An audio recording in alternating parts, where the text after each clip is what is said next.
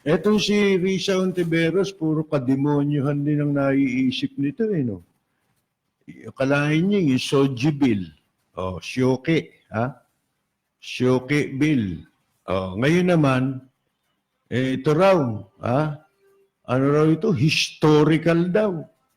Yung pagpapasa dito sa panukalang diborsyo sa Pilipinas. Siyempre, itong si Risa, mahilig ito sa drama eh. Gusto nito yung mga presentation sa Senado, mga may drama, may umiiyak pa nga ron eh. Binubugbog ako ng asawa ko eh. Yan, mga ganyang babae, no? Yun ang ginagamit nilang dahilan para daw maipasa yung diborsyo. Unahan ko na ho kayo, no? Pagpasensya nyo, maaaring hindi kayo sang-ayon sa akin bilang hindi ho pabor na maisabatas yung diborsyo. Maisabatas man yan, bahala kayo sa buhay nyo, gusto nyo ng diborsyo. Pero inuuna ko na ho, ang stand ko sa diborsyo, against ho ako sa divorce. Ano man bagay na labag sa batas ng Diyos, doon ho ako sa panig ng Diyos maninindigan. Bawal ho yan eh. Ang katunayan ang banggit niyan sa banal na kasulatan namumuhi anya ako sa diborsyo. Ibig sabihin, napopoot, di ba? Namumuhi yung napopoot sobrang galit na yun, di ba? Yun yung pinakamatinding galit, yung poot. Mga kaibigan, yun ho ang pagkakabanggit Ang Panginoon Diyos ay napopoot sa diborsyo. Kaya masasabi ninyo lahat ng kontra sa batas ng Diyos, itong ang tagapagtaguyod sa Senado, si Risa Ontiveros, babae pa naman na naturingan. Di ba? Sipin ninyo, tinatawag, pinagmamalaki niya pa, yan daw, historical. Minsan naman lukon-lukon lalaki ron. Pabor sa diborsyo. Maniwala ba kayo doon? Tingnan niyo itsura ng yung mga pinahihirapan ng asawa, mga kaibigan na naghahanap ng diborsyo. Para makahiwalay doon sa makalas yung kanilang kasal. Di ba? Maghahanap lang ulit na mapapangasawa yan Di ba? May kwento nga Yung hindi na bali. Hindi. Kayo, ano masasabi ninyo? Yung sa bakla lang di ba? Kaya galitan Diyos dyan kay Eli Soriano, Kuyukot. Bakit? Ito, nanunurbo yan sa wetpacks Mga kaibigan, kaya nga may kasong rape yan kaya nagtataguyan ngayon sa bansang Brazil. Wanted po dito. Ano yun? Sodomy. Mga kaibigan. Hindi ba, kung basahin ninyo kasaysayan ng Biblia ginunaw yung yung Sodom at Gomorrah sa galit ng Panginoon Diyos Sipin ninyong ginuna, sinunog yun, mga kaibigan. Malibang kay Lot, tsaka doon sa pamilya niya, walang pinatawad ng Diyos doon hinihiling pa nga yata ni Lot noon na patawarin Alang-alang sabi ng Panginoon Diyos, manap ka dyan na 100 matino. Wala ka makita, 10, manap ka. Hindi ko gugunawin yan.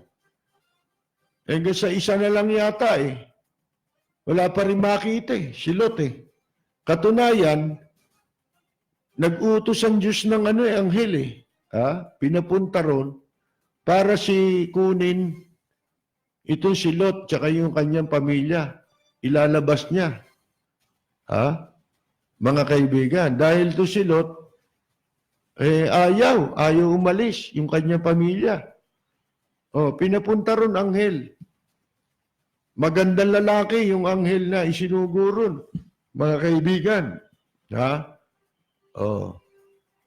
Nakita ngayon nung mga kapitbahay ni Lot.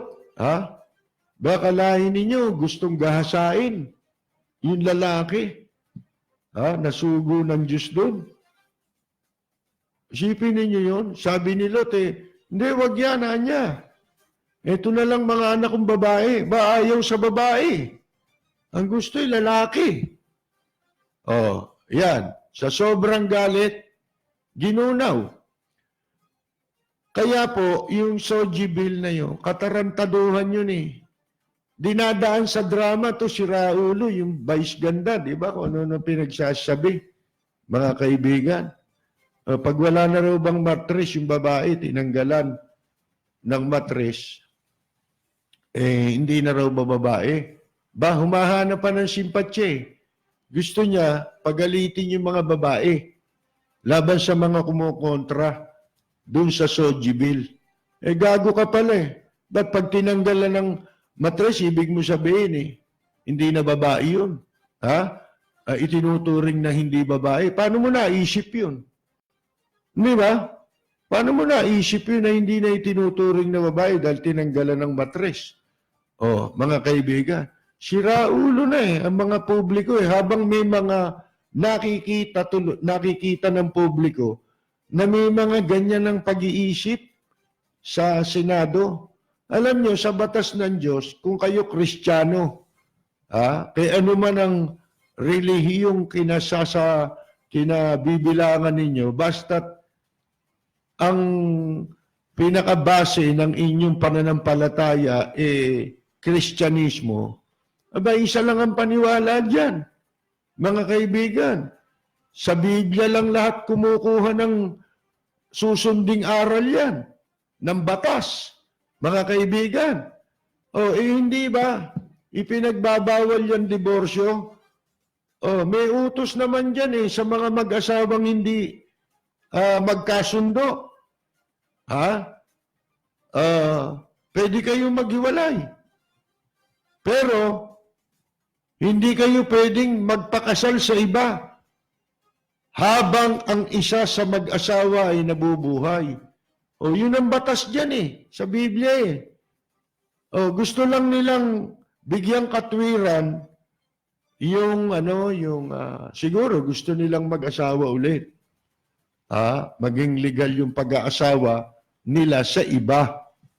Mga kaibigan, ginagamit nilang dahilan yung pagsasabatas ng diborsyo para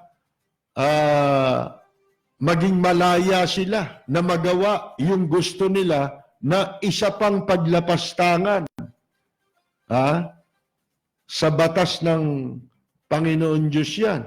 Alam nyo, yung kasal kasi, yan ang pinakasagrado sa lahat mga kaibigan Kasi ang umimbento niyan Diyos tapos gusto nilang sirain. Yung sinabi ng Diyos nung ikasal ng Diyos ang tao, ang sabi niya, ang pinagsama ay huwag papaghiwalayin ng tao. Yun ang kasal mga kaibigan Yun ang sakramento ng kasal. Ngayon, gusto nilang baguhin yung pinakikialaman nila. Pati yung tungkol dun sa Soji Bill na yun. Mag-uumpisa yun dun sa kubeta lang. Sa kubeta lang nag-umpisa yun. Marami nang ibubungang hindi maganda yun. Sa sandaling maipasa yung batas na yun, abusado pa naman yung marami, di ba? Pagkatapos yung nangyari dito sa bakla, na si Jazz, Jazz ba yun? Ang daming gumaya sa kanya. Na nakikiihi sa mga ihian ng babae. Mga kaibigan, pinalalabas ng gwardiya. Nakipag-away pa sa gwardiya Hindi mo ba niyang kilala kung sino ba kayo? Para pumapasada lang kayo dyan sa karsada eh. Parang dito yun eh. Mga kaibigan eh, parang malapit dito eh. Kasi maraming bakla rito. Di ba? Diyan sa baba, oh, dahil bakla dyan. Ngayon, kung ano yun eh, puro salungat. Siguro hindi naman tayo nagtataka kung bakit ganyan ang isip nitong si Risa Hontiveros eh. Kasi yan si Risa, komunista yan eh. Mga kaibigan, wala naman Diyos yan eh. Ha? Akala mo may mga nalalaman itong mga taong ito. Huwag kayong magpapaloko sa ganyan. Huwag niyo susuportahan yung mga ganyan. Nakita ninyo ang klase ng mga senador na meron tayo. Sipin ninyo, pati yung pananampalataya natin, pakikialaman ito eh. Kasi pag yan naging batas, kuwan na ho, sisira na yan sa ating mga kwan. Anumang relihiyon ng ito any religion na ang Kristyanismo ang base mo. O isa lang ang dapat na paniwala dyan eh. Naghahanap lang ng dama yung iba dyan eh. Pag pinahirapan ng asawa, gusto nila maging karamay nila lahat ng asawa. Di ba? Iba naman yung dinanas niya, siguro. Nakita ba natin kung bakit nangyari yun? Tayo ba kasama nila? Nag-iiyak lang sa Senado yun eh. Gustong palabasin ni Risa Hontiveros, tayong lahat, nasaksihan natin yung pangyayari sa loob ng bahay nila. Problema nilang mag-asawa yun eh. Kakalad ka rin nyo dyan sa Senado, pinakikialaman ninyo, pati problema ng may problema. Hindi ba? Ginulpi ka pala ba't di ka tumakbo sa pulis? Di ba? Ba't dyan kasi Senado nagsasalita? Di ba? Kundi mga tarantado yan. Nag-umiyak pa eh. Mga kaibigan. Baka naman may problema ka. Di ba? Baka naman nanonorotot ka. Kaya ka nagugulpi. Di ba? Nagpakasal ka eh. Tapos ngayon gusto mo diborsyo. Di ba ho, mga kaibigan? Ano yan? Parang kanin, susubo mo, pagkatapos pag napaso ka, iluluwa mo. Abay, Hindi ho ba, mga kaibigan? Ano pa ba yung ichichismis kung isa sa inyong blind item? Ito parang chismis ang dating, pero hindi naman ho chismis eh. Mga kaibigan sa ibang araw na lang. Baka sumobra tayo eh. Basta hindi ko muna susulatin, unahin ko na dito maibalita sa radyo at saka tayo napapanood sa channel 224 sa Sky Cable po Pagkatapos TV Plus. Ayan, bahala na kayong maghanap. Radyo Bandido, mga kaibigan. Saan pa ba? Tayo napapanood. Wala pa ibang cable natin, Braille, Wala pa, Kasi may mga nagtatanong saan ho ba signal meron? Wala pa ho, Pagka hindi pa ho namin binabalita, wala pa ho.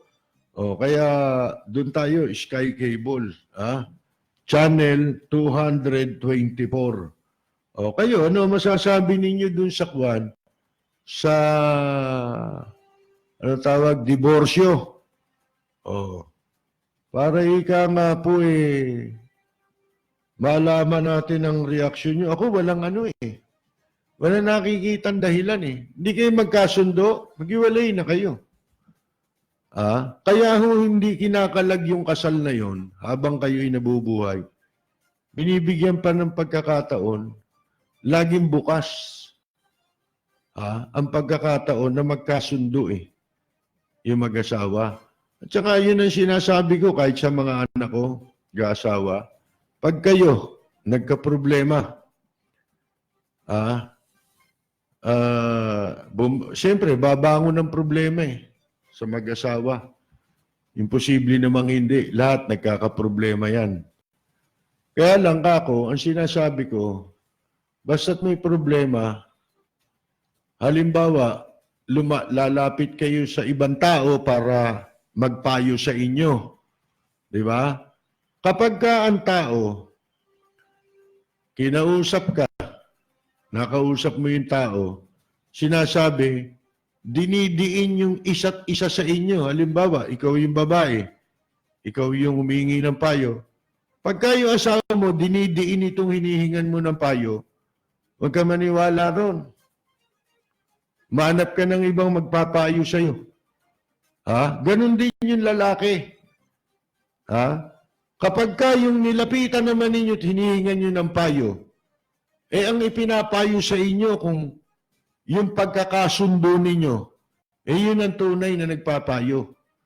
Mga kaibigan, huwag kang pupunta rin sa tao na gagatungan kayo para tuluyan kayo maghiwalay.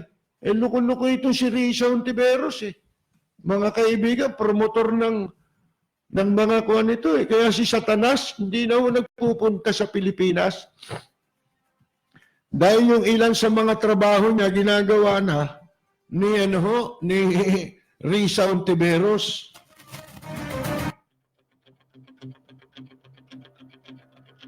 Walang preno kung bumatikos. Malalim at makatwirang komentaryo.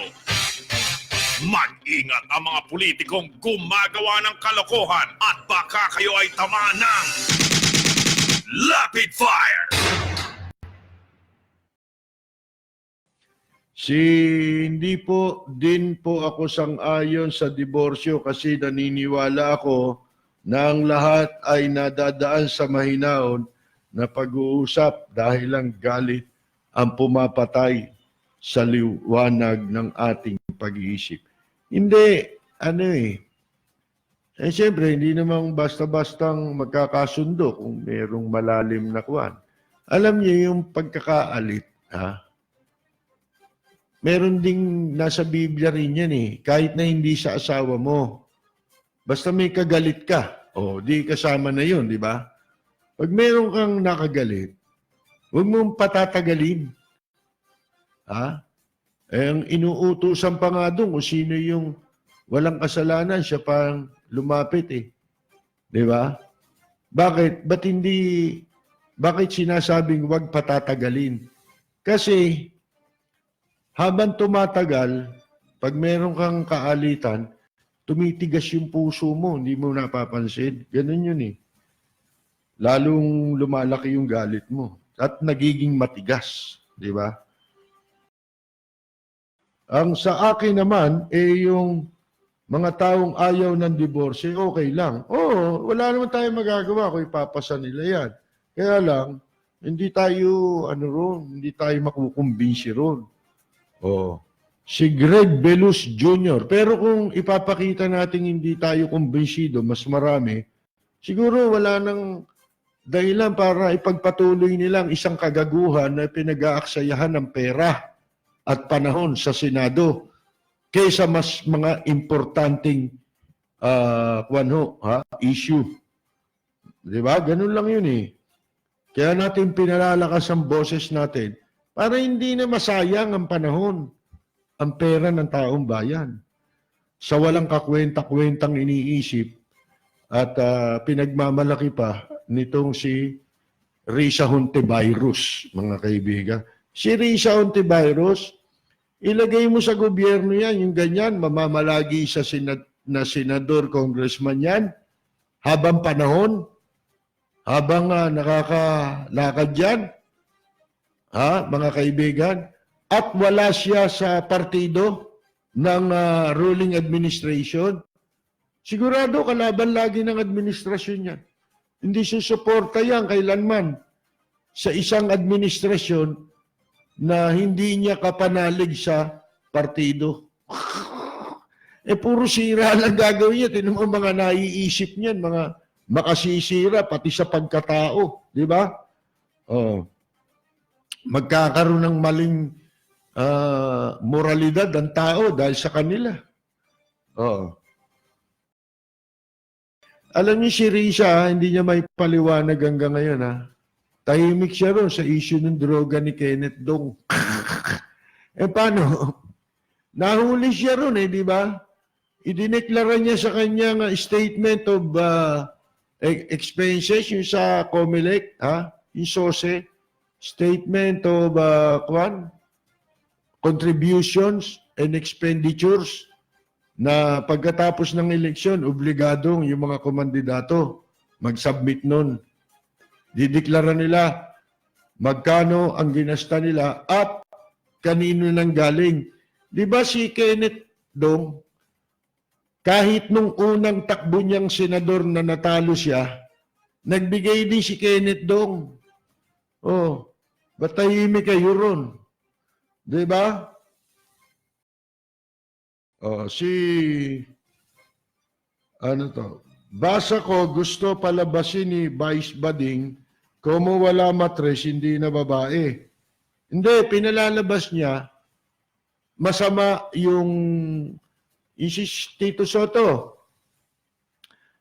Ibig mo ba niyan sabihin, pagka ang babae tinanggalan ng matres, hindi na babae?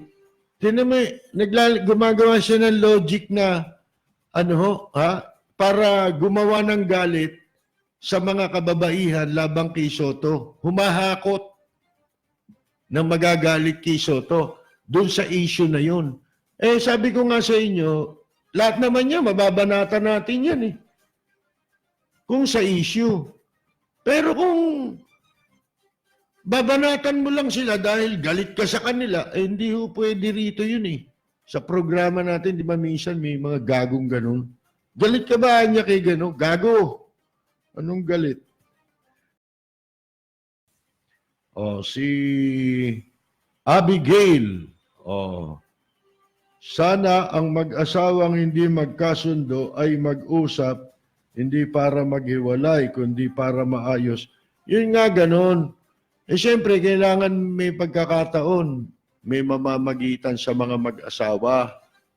Ang pipiliin nyo, yung magpapayo na kayo ay magkaayos o tutulong gumawa ng paraan para magkaayos.